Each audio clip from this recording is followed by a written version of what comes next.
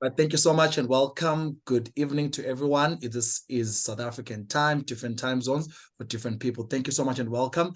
We are excited to be offering you a Creating a Professional Presence presentation brought to you by Mr. X and Scope Africa. And we have Scope Africa representative CEO founder, that is Betty Kusha, who's going to take us through all that we need to know as we pull through today. So what's going to happen right now, I'm just going to close my video. Then after that, you will hear the voice from her as she explains everything. Please keep your questions coming through in the chat platform. We'll read them through and let's have fun as we learn. Betty, take it up. Thank you very much, Mr. X. So first and foremost, I want to just thank everyone for giving me the opportunity to chat to you today. This is going to be a very informal session, even though we're going to be talking about something professional. So anyway, my name is Betty Kusha. I am based in the UK and I am the founder of a networking organization called Scope Africa. So we are going to be running a few experiments over the next couple of months, just as we sort of like grow our brand and our platform. And one of the experiments that we're going to be doing is within the education department, which is why you're all here today. So I'll tell you a bit more about Scope Africa in a minute. So this is going to be a collaboration between myself and Mr. X for this session at least, to conduct this. I have one of the people as well from Scope Africa who's going to be talking to you as well. So it's not just me today. And yeah, hope you enjoy yourselves. So what are we going to be talking about? So this is just an introduction to everything. If anyone's got any problems with hearing me at the moment, please do say so in the chat. I'll see the messages as they're going through. If not, I'll assume you can all hear me, so I'll just carry on. So today we're going to be initially just introducing Scope Africa, what it's all about, what our agendas are, what our aims are. And then we're going to go into the first part of the talk, or the webinar rather, which is about creating a professional presence. And in that, we're going to be discussing about things like how to introduce yourself. You might think this is basic, but it's very important. And we're going to also go through things like sort of like developing a cover letter, developing a CV, personal statements. And I know most of you are interested in opportunities abroad, so we're going to cover that in the next section. So a bit of background. I don't know if you've any of you has come across this quotation before, but I just thought I would put this in to just let you know sort of like where the inspiration comes from. So this is a quote. I think it's fairly famous. It's something, it reads, "If you think you're too small to make a difference, try sleeping with a mosquito." Most of us here from Africa, I think we all understand what it's like sleeping in the same room as a mosquito. But this quote really symbolizes a lot of what I think people should be doing, which is also why I've started this platform. I think it's very important that in our small communities, we just start to think about small differences that we can make. And it doesn't matter how young or how small your organization is going to be, but if you can make a small difference, it's still a difference. And this is what we're hoping to achieve through these sessions. So what is Scope Africa? So Scope Africa is a networking platform and volunteering platform for individuals with a love of Africa. And what we're involved is for people to be part and parcel of the community. And the community is framed on the basis of 4 key principles. Number 1, celebrating African culture. So you'll find that in some of the things that we do, we'll be trying to educate people and celebrate African culture, irregardless of sort of like where you're from, languages and things like that. It was also about protecting African people. I'll explore that in a bit, and also educating African people, hence why you guys are here. And obviously, because I am a doctor, I've got interest in redefining African health. So these are the main pillars of our organization. However, because to encompass all of this, we have different branches within Scope Africa.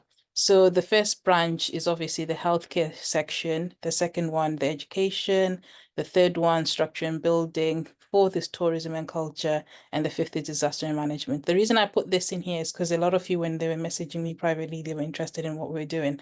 So I just thought I'll let you know in case anyone in the future is interested. So in terms of health, we're going to be collaborating with doctors, doctors, dentists, pharmacists, different allied healthcare professionals. And what we're trying to establish is we're trying to establish connections between the people in the diaspora, the people in Africa, and try and come up with ways that we can make health innovations for the African people, by Africans, with Africans in mind, and using what we've learned across the world to really improve our continent. For example, we will be thinking about how we can develop a rural clinic, but thinking about things that are important to people within the community. Should we have, for instance, someone who comes every week to check people's blood pressure in the community? Should we be thinking about natural herbs and natural medicines that resonate with the community? Because you find that modern medicine doesn't really take into account different values that people might have. Now, the second one is about education. So educating African people is what we think is quite important. So providing people with a high quality education whereby people can really embrace themselves and sort of like thrive, but without losing their Africanness, for lack of a better word. Then structure and building is we're looking about sort of like finding pieces of land, building clinics, building houses for the poor, and maybe long-term building things like orphanages and stuff. And the reason why we're all about collaboration. So we're going to be collaborating with engineers, construction workers, and different people to really bring this organization together.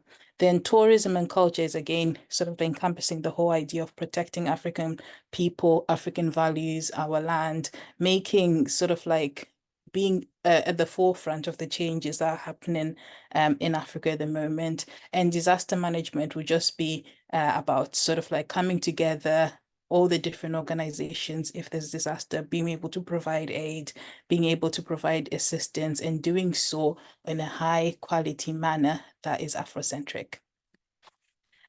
So this is sort of like what I've talked about, what we provide or what we aim to provide rather. It's health lessons, things like just lessons on blood pressure, diabetes, those things. Providing basic first aid training as a minimum to a lot of Africans. What we're trying to propose actually is in a few years, we're going to be running a campaign that hopefully every time someone goes to get their driving license, we want them to get a first aid certificate as well.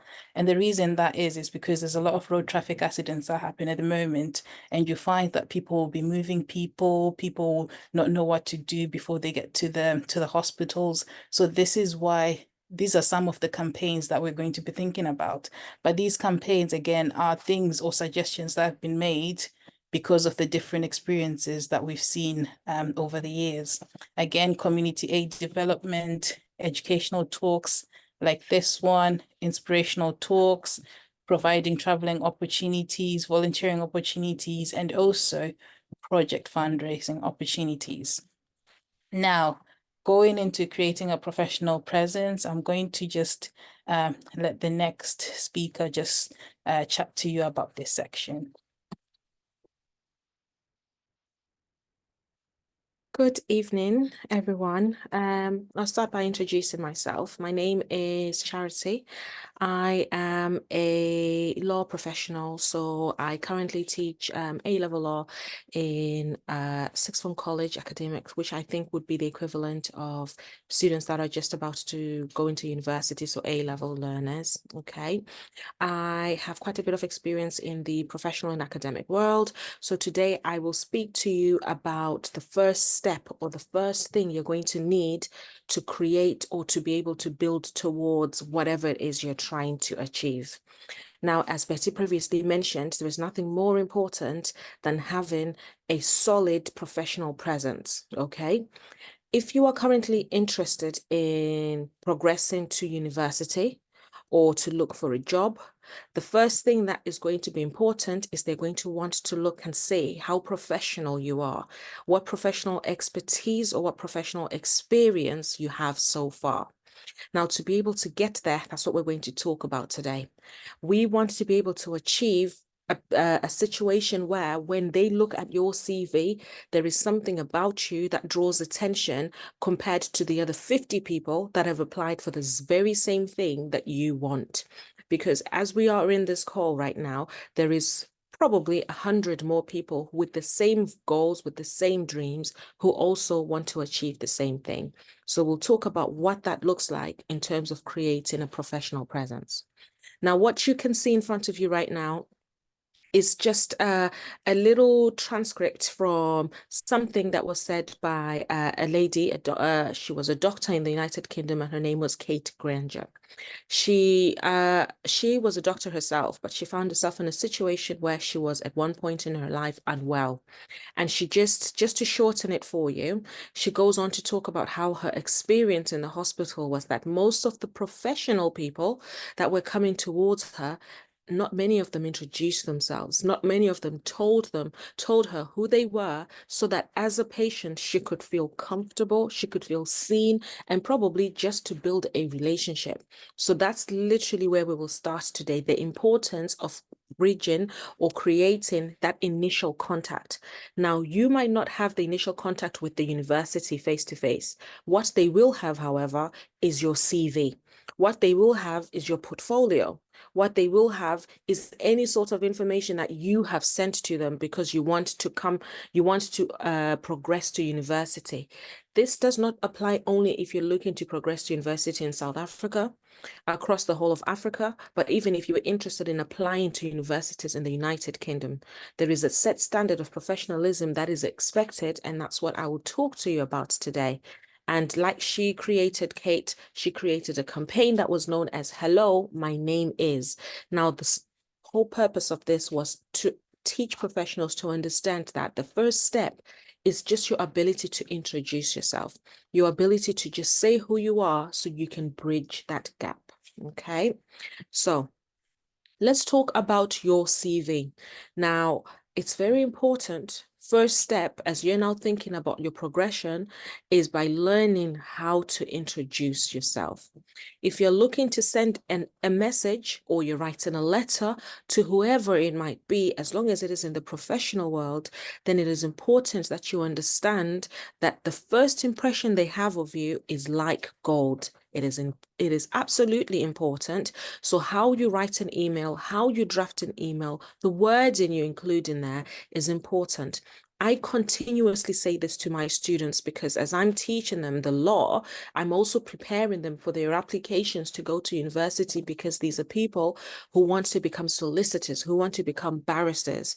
Now, you might be there thinking to yourself, I would like to become a doctor, maybe a pilot, a solicitor, a barrister, a chartered accountant. Whatever your path is, it does not change your need to be professional, okay? What you have on the screen is just a little example of what it looks like when you are sending even just an inquiry, just to ask about a bit of information, because maybe you want to understand when the next meeting is, you want to understand when the next application date or period is, you want to present yourself appropriately. Greet them first, introduce yourself, and then explain what the reason or the purpose of your email is.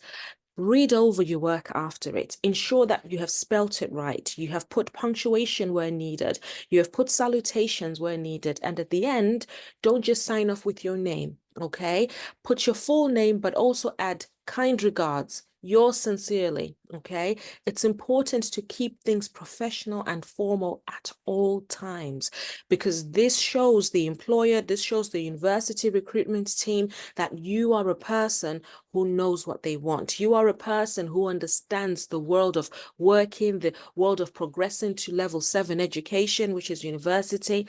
You want to be able to always show them that you're in a position where you are ready to be professional and to work as a working professional, okay?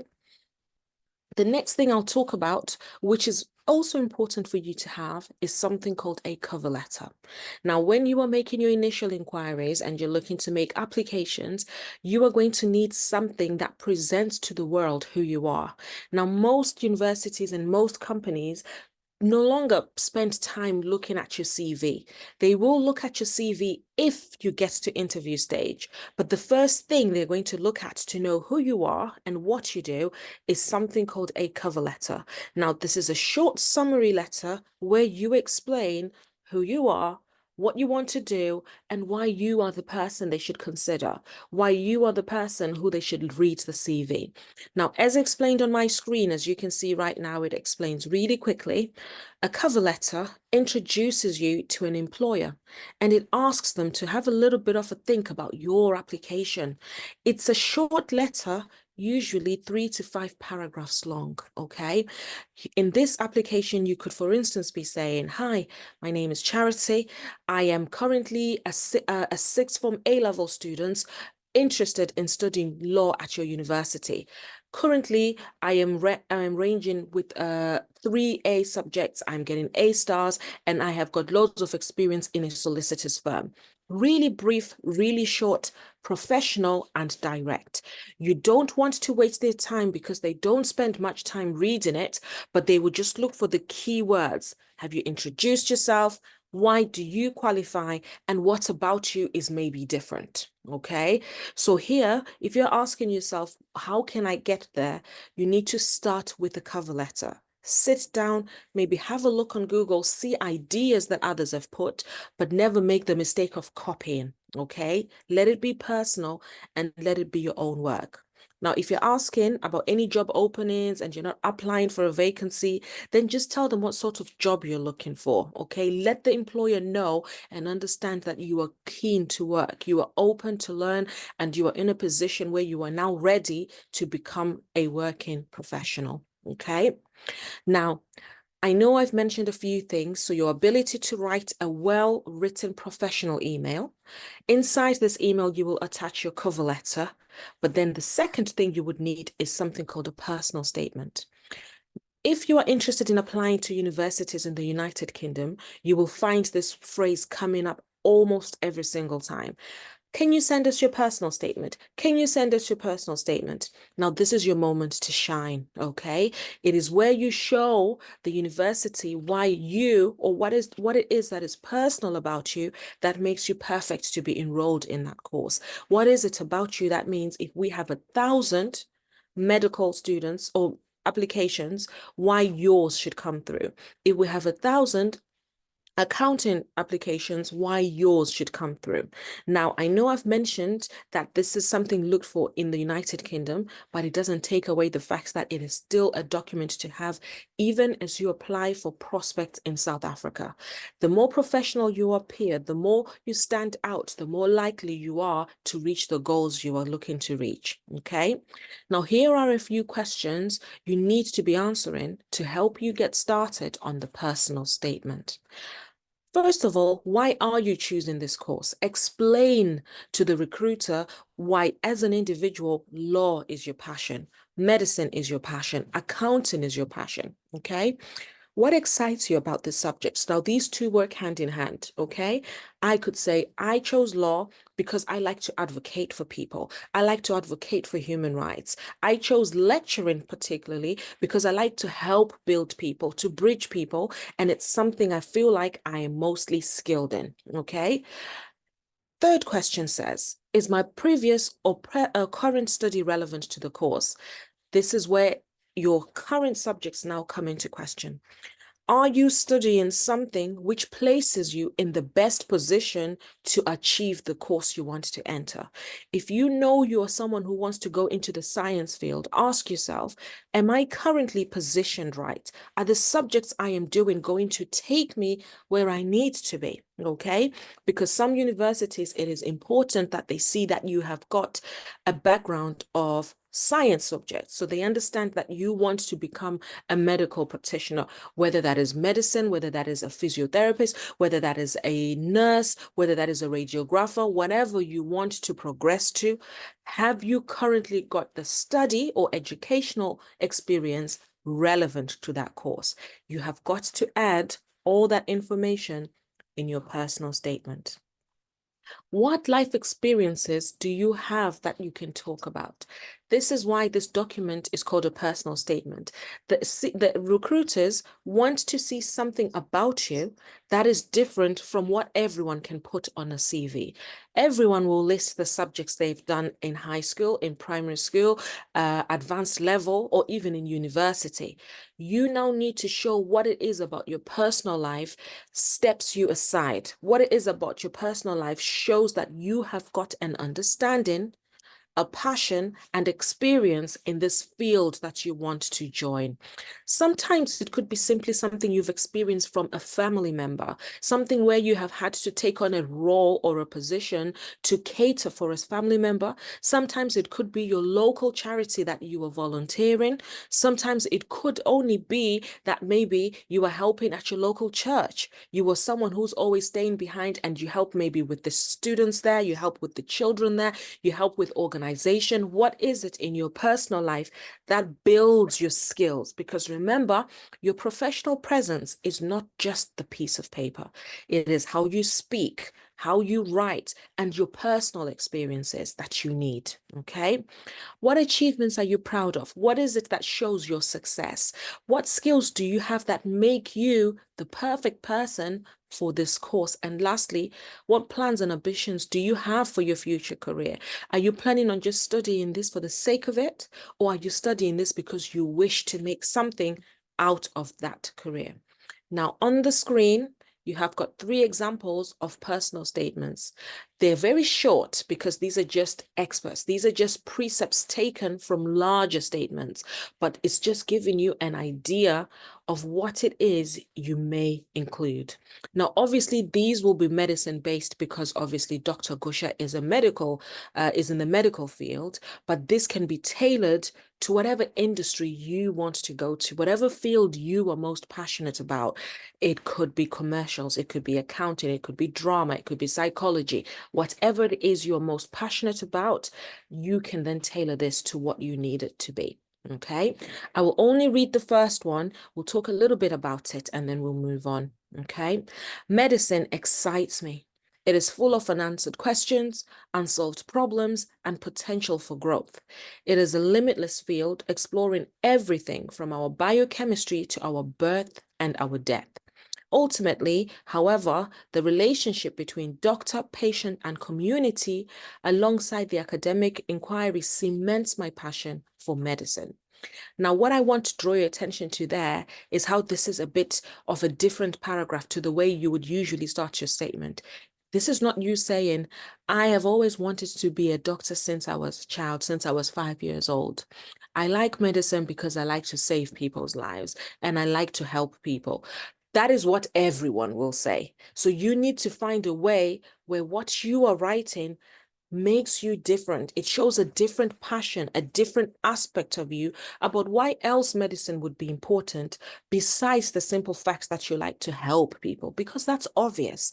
You cannot be in that field if you did not. But what else about it excites you? Is it the way that it's always about the potential growth or the unsolved mysteries in health, or the relationships that you get to build in that community?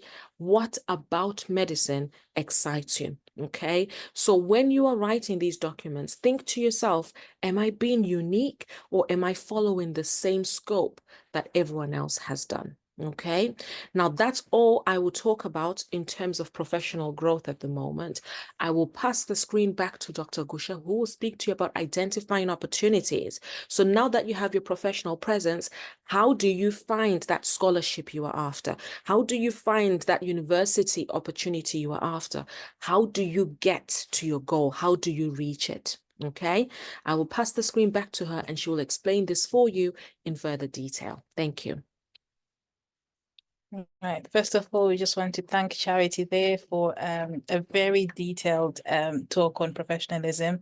Unfortunately, she has to go, so I'm sorry if you had questions for her because she's not going to be able to answer them afterwards. But I will save the questions, and then in the group chat, I'll be able to answer you as well.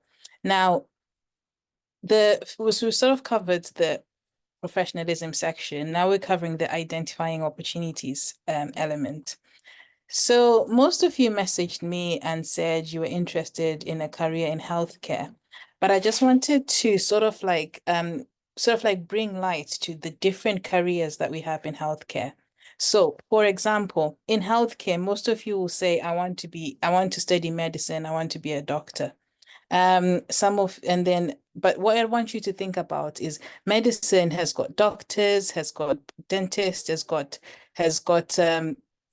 physician associates, has got sorry, just bear with me one moment, has got physician associates, has got radiographers, veterinary medicine, nursing, pharmacy techs, and different allied professionals. So what I am saying to you is really, really think about what it is exactly that you want to study and why. Because most of you will say you want to study medicine, but not actually think about what that looks like or what that means. What you might be thinking is medicine might in fact be dentistry, might in fact be veterinary medicine, might in fact be pharmacy, might be in fact be nursing. So yes, of course, because I'm a doctor, I'm always going to advocate for medicine, but I do work with all these allied professionals, and I can confirm that a lot of the times our roles quite interlink, which is why it's very important for you to do adequate research. For example, physician associates are now individuals who, for instance, after A-level, didn't get the necessary grades that they needed to get into medicine. So what they then do is they go and study a course in biomedical science. Then after they finish their course, they'll do a postgraduate course for 2 years, which is known as a PA course, a physician associate course. And then they'll be able to work as qualified physician associates. Now, qualified physician associates do work alongside doctors. They are called physician associates. In America, I think they're called physician assistants or doctor's assistants. Up until yesterday, they were able to do exactly the same as a junior doctor. Well, most of the procedures, but prescribe. And at the moment, there's talks about getting them to prescribe as well. So they'll be able to prescribe medications, see patients, discharge patients, perform procedures, take bloods, examine. So you might be thinking, oh, I want to do medicine, but maybe not right now. Maybe I've got a different career interest. So that's why I wanted to highlight this to you as well, that don't be disheartened if you don't quite have the grades for medicine. There are also allied professions that you can be involved with, which will still be within medicine and will still probably give you the same satisfaction that you require. Next is I'm going to talk about what you need in the meantime. So in the meantime, like Charity elaborated earlier, create a cover letter, create a CV, create a personal statement. You might look at me and say, oh, I don't need that. I just want to know about the scholarship, because even if I create a CV, what if I don't have a scholarship? Well, you need a good CV and a good personal statement, even to get into universities in South Africa. You need it to get a volunteering opportunity at a good NGO. You will need this. And from experience from other students I've mentored before, even for scholarships, they'll ask you for a personal statement because they need to know why they should give that scholarship to you and not the other student. Because unfortunately, I'll be very honest and frank with you, it's not enough to just come from a poor background.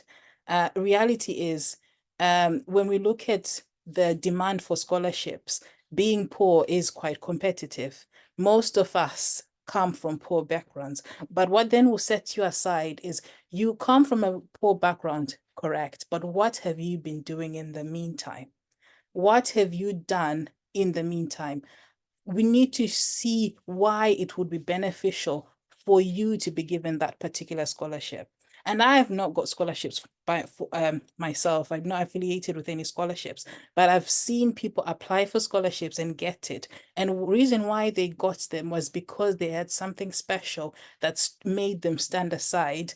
It's not about their story was sadder than others. It was because they themselves had something that was unique, something that was special, something that could be nurtured, something that could be mentored, and something whereby they felt like if they were to invest in this person's education, he would be able he or she would be able to make a difference.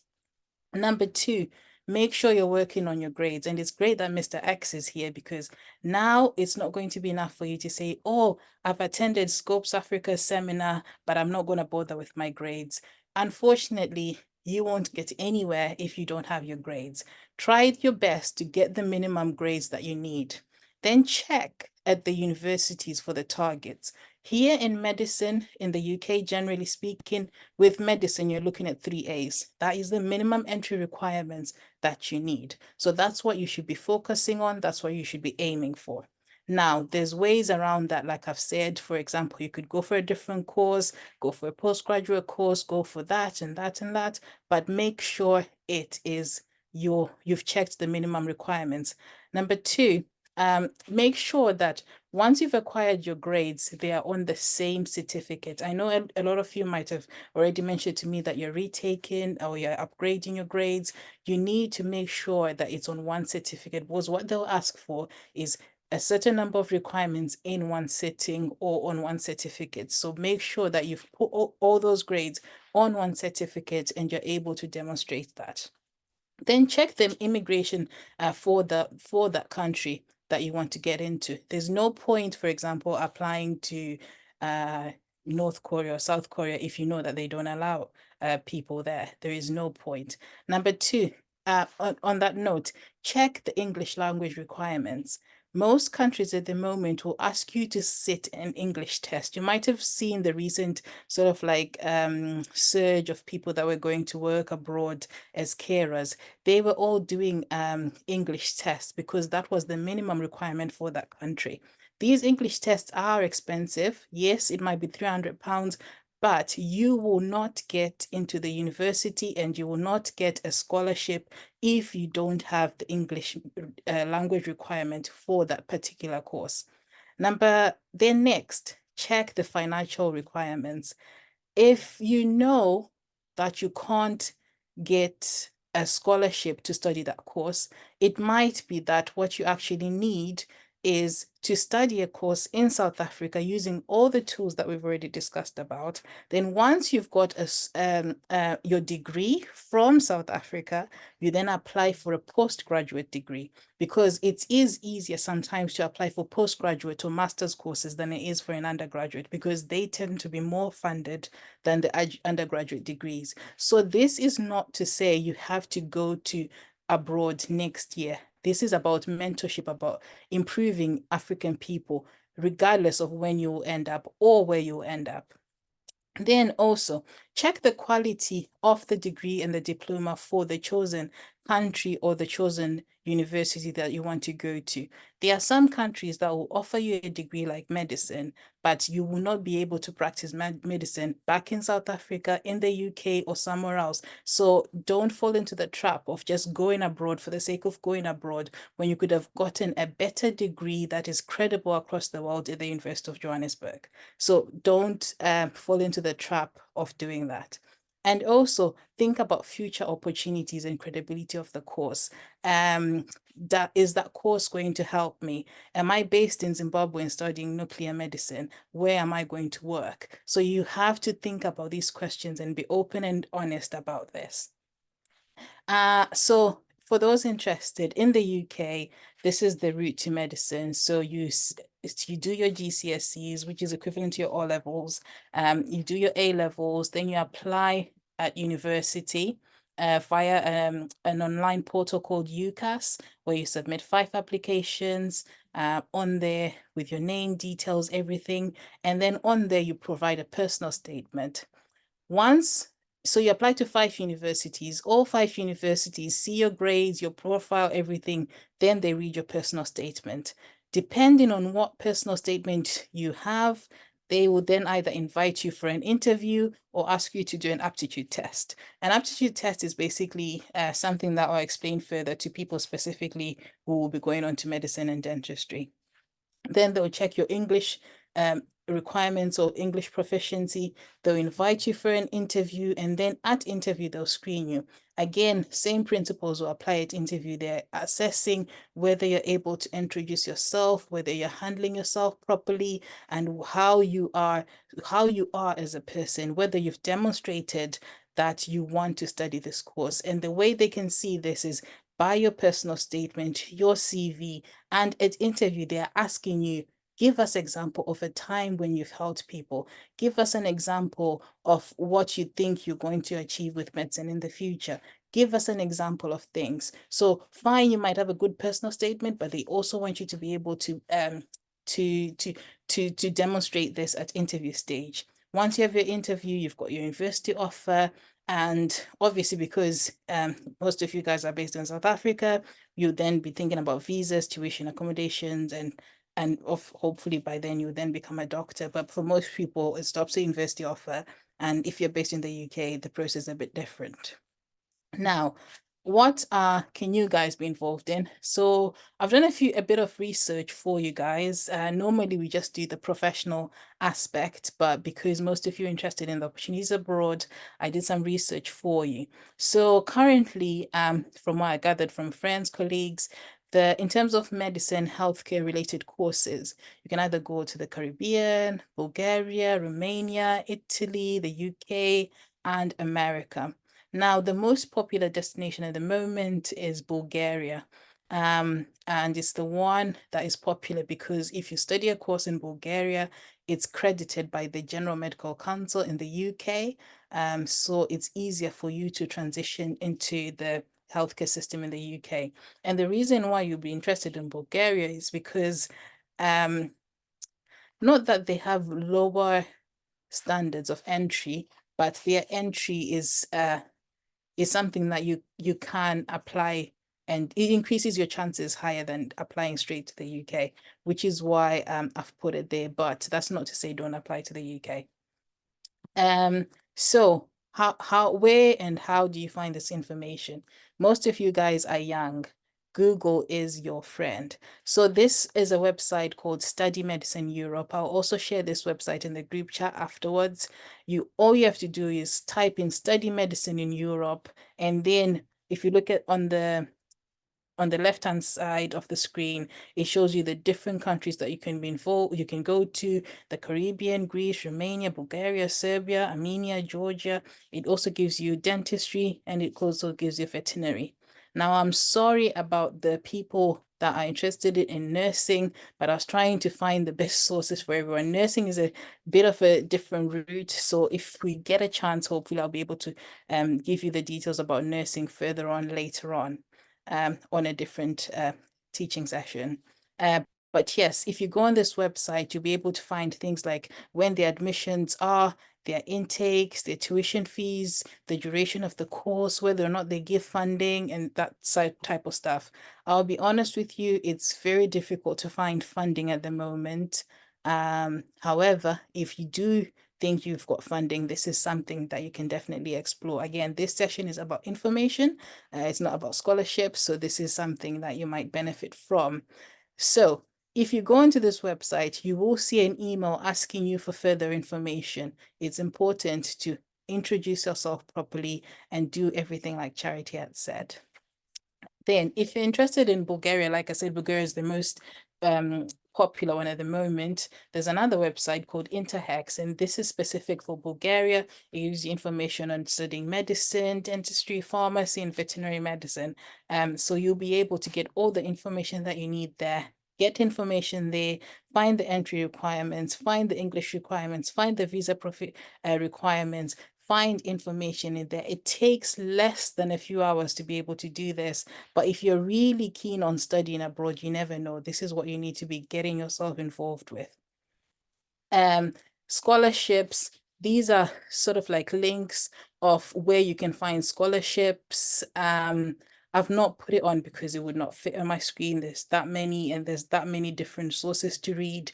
But this is nothing that a simple Google search you would not get from a simple Google search. And for example, if you just type in scholarships for South Africa, Here, there's the Rhodes Trust. It specifically wants one applicant from KwaZulu-Natal. It wants different applicants from Botswana, Lesotho, Malawi, this, that, and the other. So again, this is just the Rhodes Trust, but it's explicitly telling you that it wants students from South Africa. It goes through the application process. However, if you send an application process to this admissions team or scholarship team at the Rhodes Trust and say, hi, my name is such and such and such. I really want to be a doctor. I come from I'm a poor background. I would really want this opportunity to change the life of my family, this, that, and the other. I'm sorry, but you will not be successful. However, if you were to say, hello, my name is Betty Gosha. I found your organization online. I'm interested in the Rhodes Trust. I've read the ethos of your organization. You talk about giving scholarships for people that want to develop Africa later on in the future. My plans for Africa are, in my case, developing a networking platform that will encourage Africans to come together and collaborate. And I think this scholarship is something that would be important for me because you get the gist, such and such and such. That's what you want to be pushing towards. And then if you also look at the top left, that's just directly from the University of Dublin. It's offering scholarships for students from South Africa. So, and the bottom one is scholarships for South African students. That is from the University of Manchester. So this is just 3 examples of online information that is right there. All you have to do is make a Google. Take time and search on Google, but only do this once you have all your other documents. So, key learning points from today. Get the basics right. Number 2, introduce yourself professionally.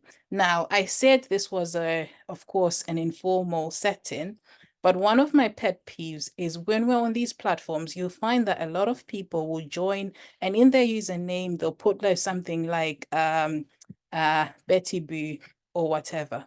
This is a professional platform. You want to start thinking about renaming yourself, even on this platform. Rename yourself with your full name.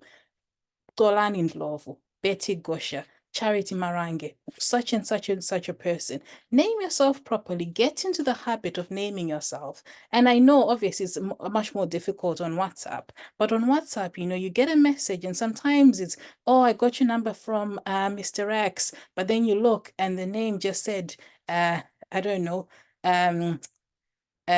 hot babe, this and that. I'm struggling to take you seriously. Obviously, I'm not giving scholarships, but I'm just telling you these things. Think about it moving forward.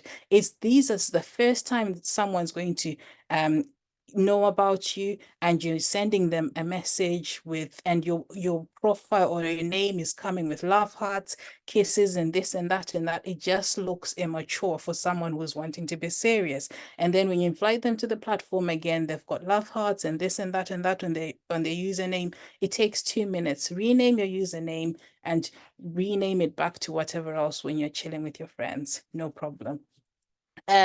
Number 4, research. Please do a simple research into Google. You will find all the information that you need. Also establish professional agencies that can help you. For example, Study Medicine Europe, I think it's a professional agency that has sort of like put everything together, same as Interhex as well. Next, check university pages. Check university pages for information. They will have information. I'm not saying go through every university, but if you've got time, ask people where they've been, go through the university pages and find out what they have on offer as well. And on that note, check the governments, your national government, check whether or not they're giving scholarships as well, because I know sometimes governments give scholarships to people who are going abroad. And for scholarships, check the minimum requirements of that scholarship. Almost every scholarship I've come across asks for a personal statement, asks for evidence of work experience, community engagement, and everything else. No one is going to give you money simply because you come from a poor background, because there are a million people who are in exactly the same situation as you, the difference that people want to be knowing on a screening panel is why give the scholarship to you and not the other candidate. But last of all, I'm going to say good luck to everyone. And I hope you've all learned a lot from this session. And next, thank you very much for listening, and feel free to drop your questions in the comment chat or on the platform, depending on what Mr. X agrees on. All right, thank you so much. I think people want to give you a round of applause. Unfortunately, online you can't even do that, but I think people in their hearts, I think they're writing, they want to type and say thank you so much. What a beautiful presentation. Thank you to this Charity for all the presentation that you did yourself. Rato says thank you, Betty. Really, really appreciate. I'll tell you this. From my side, we are very grateful. There's many people in this platform, people that I've taught before, people that are my friends, people that are interested in this, so many people that want to know about this. I will post this on my YouTube channel, then I'll send it to all the groups and on my status on WhatsApp and probably also on my Instagram page. We really, really appreciate. All right, having said that, what a mouthful that you have taught us. Who would have known that Bulgaria is the easiest way to go through? Bulgaria 2024, here we go. But we'll go through other routes as well, depending on what options we have. Now, I'm going to open up the platform for questions, right? Anyone with a question that you'd like to be answered, anything that you're trying to do, where you may be probably stuck somewhere, you want to ask a question and all that, please do feel free to be able to do that. That professional image thing, I loved it, Betty, a lot. Hey, you can't be saying, oh, hot, what, then you want to look for a scholarship and what. You can't be a hot baddie when you're looking for a scholarship. You can't. You have to be, very professional. All right. So if you have a question, what you simply do is you lift up your hand through the platform, or you just pretty much write your question here so that you can be able to get it answered. I think the whole idea is that all of us here want to try a better life for ourselves, for our family, and Scope Africa is right there in the mix of things to help us in all those different facets of our life: health, education, tourism, disaster management, and many things that she mentioned before. And I think this platform or this particular company and initiative will grow very big in ensuring that all people, African and beyond, are helped. Here's a question from Lonwabo Feleza. Utiena, hello, what if you have a BSc degree already, like say BSc biochemistry and genetics? What could be the advice? Lonwabo, I don't know if you want to get into medicine or whatever the case could be, but let's assume that's what's supposed to happen, Betty. And maybe you can take that through, please, and mute yourself and pull through. Lonwabo says, what if you have a BSc degree already, like biochemistry and genetics? What is the basic advice? Go ahead. Thank you, Lonwabo, for your question. So yes, again, this is a very, very important question, a very, very common question. What I would advise is, first of all, you've got a degree that is very broad, that has got different opportunities. If you are interested in medicine abroad, all you have to do is you're actually you're positioned in a way that is very advantageous, because you have demonstrated that you've been able to commit yourself to completing a bachelor's degree, and you've got experience from your bachelor's degree. So the question now you only have to provide in your personal statement is, why, after studying a biochemistry degree, now you're interested in genetics? It might be that actually, when I studied this, I discovered that actually understanding the basics behind genetics made me have an interest in different conditions that people have genetically, and I would want to sort of like expand that by actually looking at practicing clinically, applying the knowledge that I got from my old degree into that. So there are several fields that you can go into, medicine only being one of them. You could also do a physician associate course for 2 years. And after 2 years, you're working alongside healthcare professionals as a doctor's assistant if you don't want to do medicine for 5-6 years. So 2 years physician associate, and you're working alongside doctors. So, or you could be an anesthesia associate, which is again 2 years, and you're working in theatre with anaesthetists and surgeons because you've already got a degree. Perfect. Okay, lovely. All right, thank you so much for that concise answer. I hope you were helped. I think we're all in advantage, especially if you already have a degree and the justification that comes from it. One of the things that stood up for me is the ability to be very professional in conduct. The personal statement that was given by Sister Charity and the process that I have to go with all of that. I'm going to ask you a personal question also as well, or personal for work, personal. Before we go to that one, Lerato says, can Miss Betty please find a day to educate us more on other fields like nursing, etc. Considered she covered that. All right, before you answer that, I see you smiling because in your head you're saying, do these kids even know how busy I am? Right? She's it's we'll try to work on that, but let's see what happens. She's quite very busy and even difficult to get on the phone. So we'll see what we can do as we go on along. But this initiative probably will be one of many to come that that will pull through. Now, what do you love about your work? You're a medical doctor, right? What do you love about your work? Maybe someone here would love to be a medical doctor. And if you were to pitch up or pitch do a sales pitch, right, to them to say, listen, this is it. I'm a teacher. I'll do a sales pitch on why anyone should be a teacher. I love it, enjoy it, right? And maybe you do your own so that someone here who would want to probably walk in your footsteps or even better can just know how to even start that particular part. So tell us more about that one, because I know many people want to be doctors here and there. So pull us through on that. Thank you very much. So first of all, I'm going to demystify something. Doctors, we don't love our life every day, every second. Most of the time we are crying, but this is why we love our job.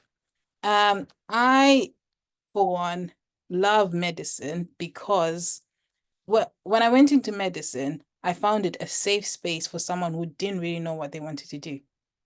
Interesting, because when you are a doctor, you qualify as a doctor.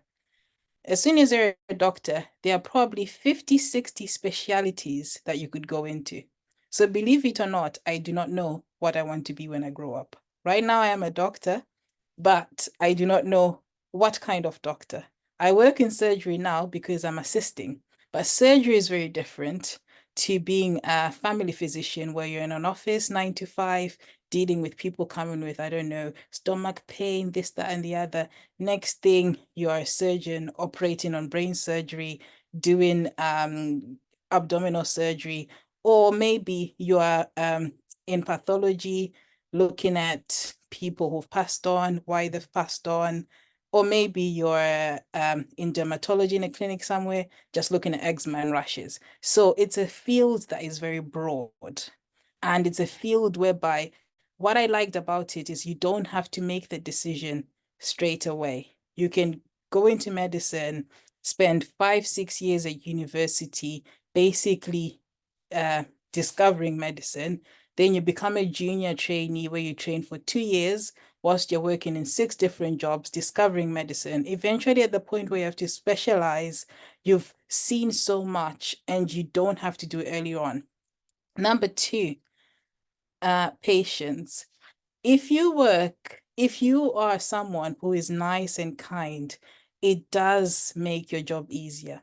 There is nothing more satisfying than making a difference in someone's life, and you're able to do so in medicine. And this, I'll be honest, this might not always be a positive difference. So for example, you might have a patient who was unwell, came into hospital, you've just realized that, they've been prescribed something wrong. You see it, you go to the patient, you apologize on behalf of everyone who's done it. You make sure the patient is okay. You do a set of blood tests, you do this, and then the patient just thanks you for saving their life. That is quite satisfying.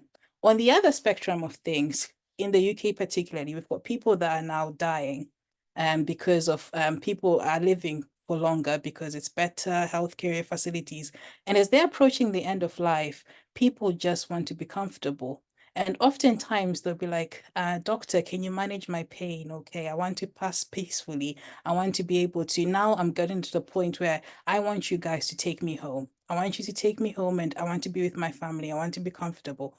And for me, that's very satisfying because I'm at the spectrum where I can help people come into life, obs and gynae, during births, but I can also help people towards the end. So it's the whole spectrum where your role is changing and it's different and people are interested, and you can take it where you want.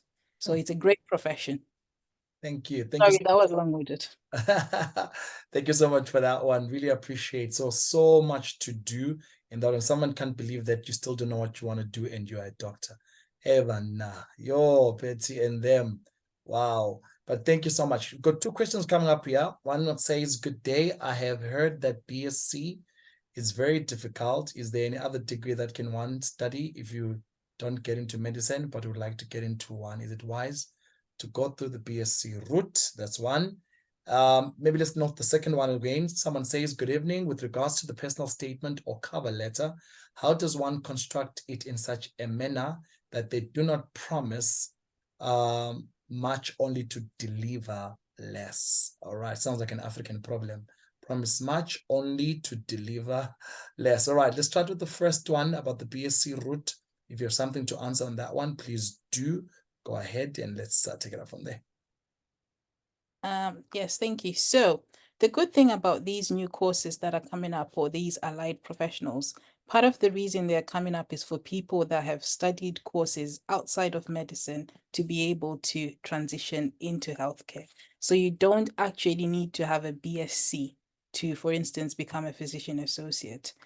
Believe it or not, there are some doctors now who were music teachers before, decided actually after having a life experience, they wanted to do medicine. So there are ways, these ways are more expensive because obviously you will have to finish your MBA in whatever, then start medicine from scratch. You'll probably have to sit more exams to convert your knowledge into medicine.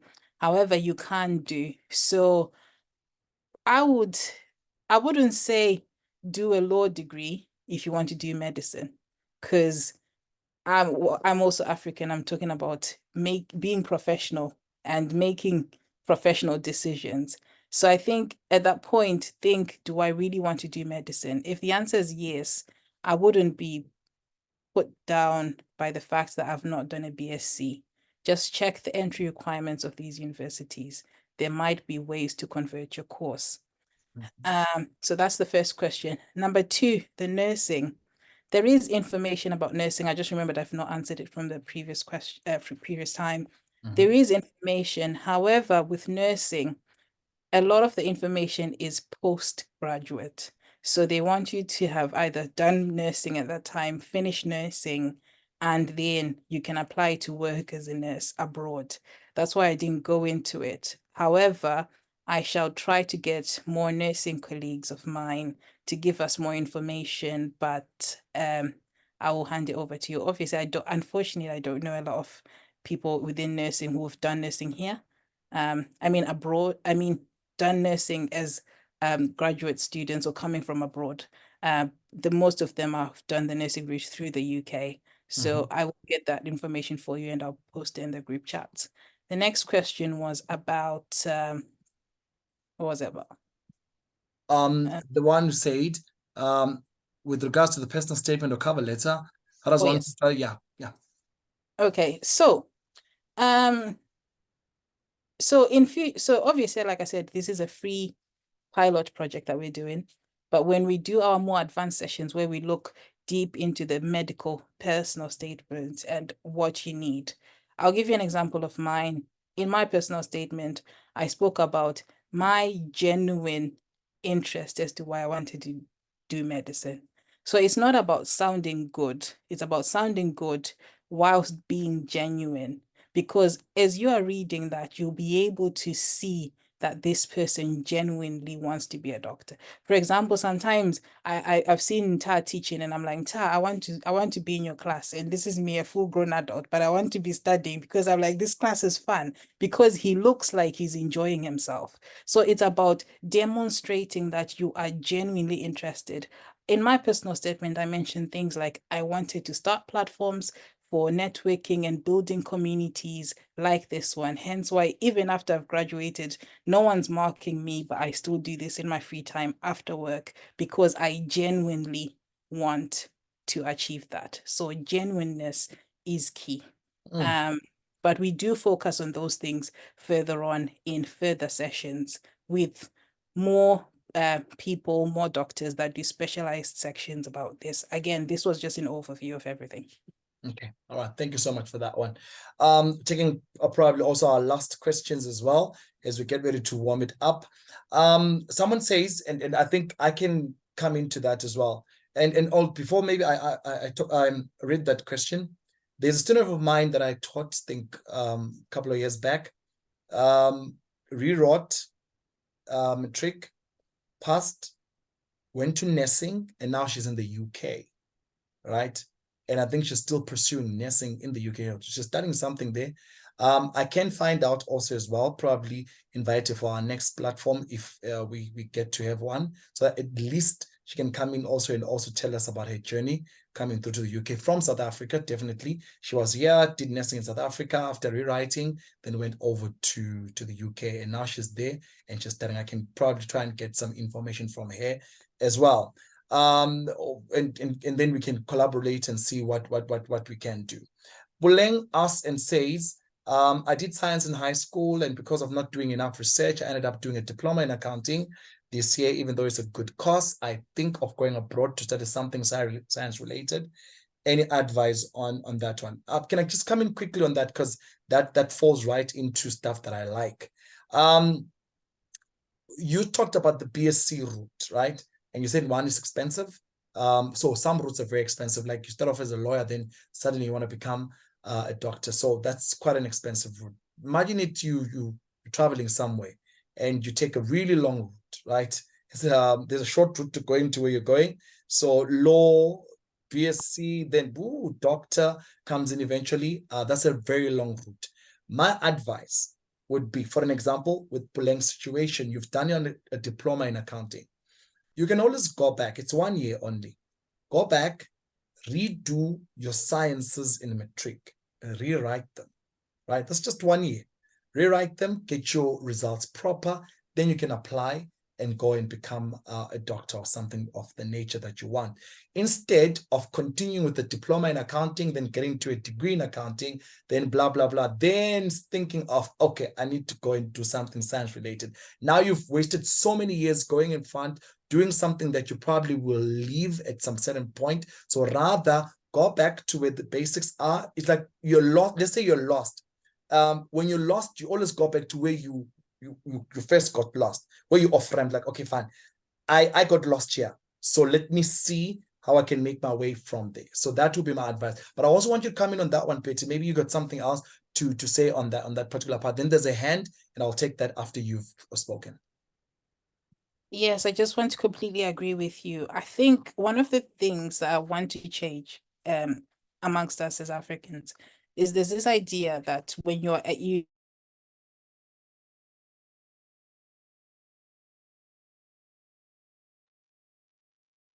I'm not so sure if it's me.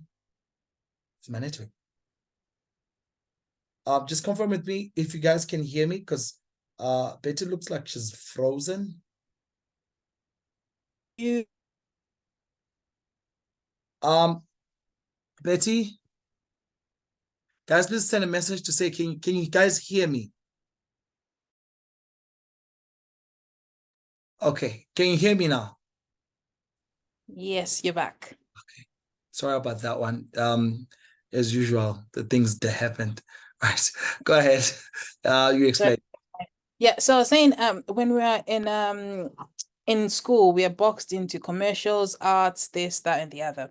And what then happens is if you don't have a combination to explore sciences, they'll make you do the other combination that makes sense, which could be accounting.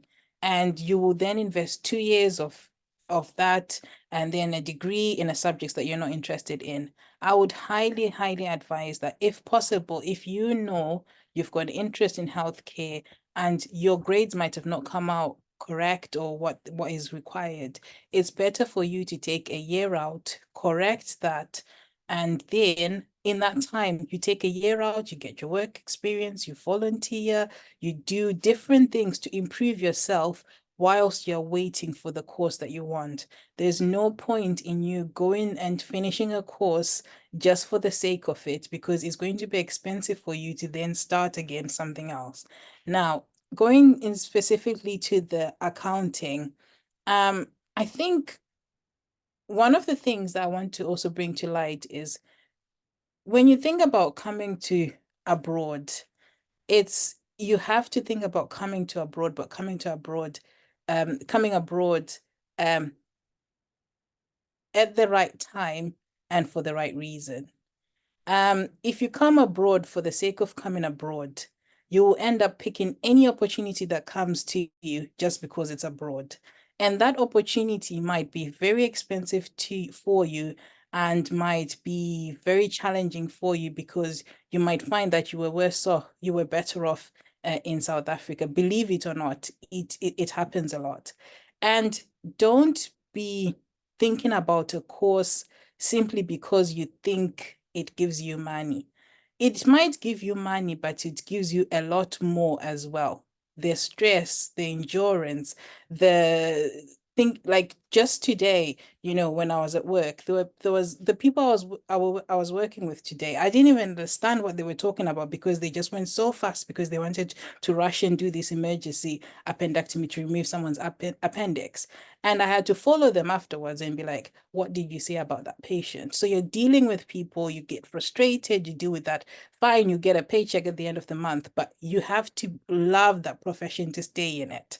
So whilst it's important for you to just say, now I want a healthcare course, think about why you want that. Because I can't advise you that you've done accounting, go to physician associate or go to PA. Think about, why do I want to do a healthcare science subject? Once you've got the why, we can be able to then identify the course that fits you perfectly, because we can't identify the course if we don't know why, if that makes sense. All right. Thank you so much for that one. I think that was a concise answer to that.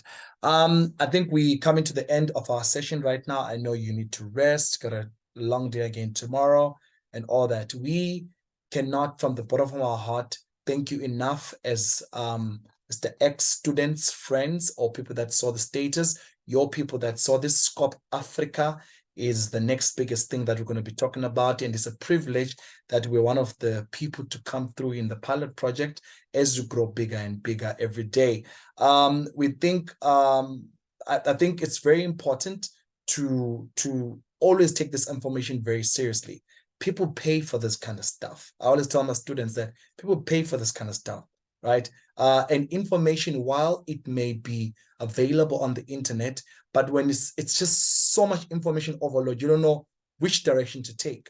Unless someone comes in and say, you know what, listen, this is 1, this is 2, this is 3, this is Bulgaria, this is UK, this is America, this is what, and then it packages up nicely and all that. So thank you so much, Miss Betty, for that one, Dr. Betty, for that one, and we take it up from there.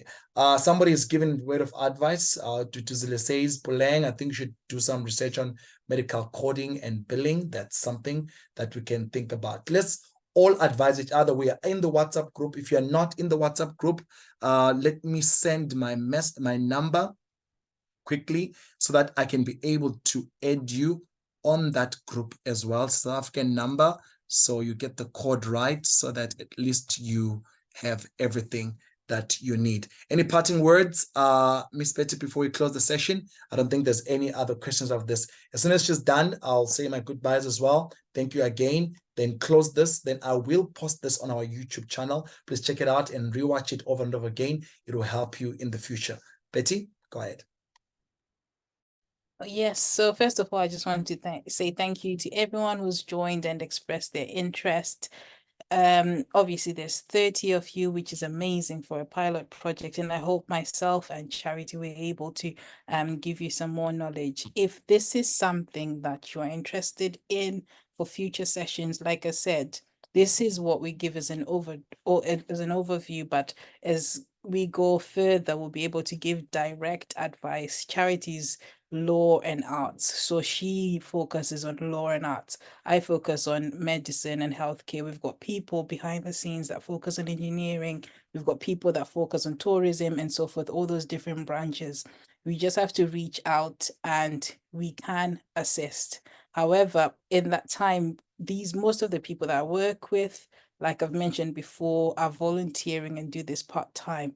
So they will do it for you. They'll assist you when they can see that you're serious, introducing yourself properly, showing your interest in that stuff. I'll keep reiterating this over and over again because it's going to change your life. But I would like to say again, thank you for your time. I know it's late. It's in as much as we've got knowledge, it's worthless if you can't share. And if there's 30 of you, I'm more than humbled by your presence. Thank you very much. All right, thank you, thank you. Listen, just one more. I just got a message now that there's a question that wasn't answered from iPad. I don't know if this will fall into something that you know. If not, we can always defer it for our next session, or we can find information and share it on the group. Hi, how can you attract flight academies and sponsors from abroad if you want to be a pilot? I don't know if there's something that falls into you. Go ahead. So, fun fact, I wanted to be a pilot. Oh my word, look at you. Growing up. Growing up, I wanted to be a pilot. And fun fact, the reason why I didn't become a pilot is because I didn't know how to. See? I wanted to be a pilot, didn't know how to. I even applied to do astrophysics because I wanted to be an astronaut. I got in, but then I was told it's not a job for women, this, that, the other. Anyway, but I wanted to be a pilot, didn't know how to. So what I can tell you is a friend of mine has got a networking platform for people who are interested in becoming a pilot. It's called Flight Aviation Academy. So it's Flight Aviation Academy. Yeah, and yes, 1 second. No, Flight Wings Aviation. Sorry, I'll just type it in the post. If you just find it on Instagram, Flight Wings Aviation. Follow him. He does a lot of talks and seminars on these things. He's a pilot, a Zimbabwean pilot. He helps people who want to be pilots. Again, I told you we are networking across STEM. We're bringing all these platforms together. So these are the type of questions that we need. Ask this, we'll find someone for you. We'll find a way to help you as we grow further.